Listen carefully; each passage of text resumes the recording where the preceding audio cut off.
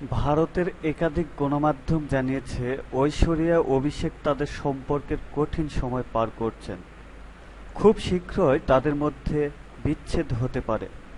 কানের লাল গালিচায় সম্প্রতি নিজের দ্যুতি ছড়িয়েছিলেন অভিনেত্রী ঐশ্বরিয়া রাই বচ্চন।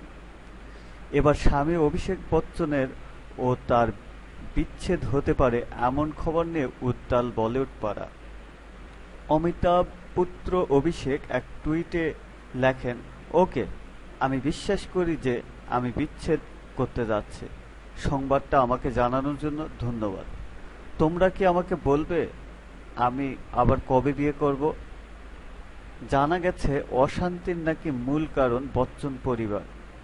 বিয়ের পর থেকে ঐশ্বরিয়া চেয়েছিলেন স্বামীকে নিয়ে আলাদা ঘর বাঁধতে, শ্বশুর শাশুড়ির থেকে পৃথক হয়ে অন্যত্র থাকতে, কিন্তু তা সম্ভব হয়নি এখনো। শাশুড়ি জয়া বচ্চনের সঙ্গে ঐশ্বরিয়ার খিটিমিটি নাকি প্রতিদিনের ঘটনা।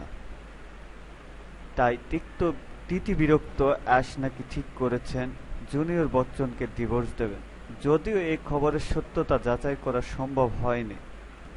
2007 সালে অভিষেক বচ্চনের সঙ্গে 7 পাদে বাঁধা পড়েন ঐশ্বরিয়া।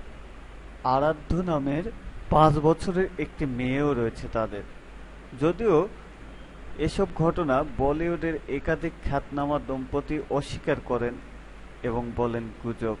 তারপরেও দেখা যাক কি হয় শেষ পরিণতি।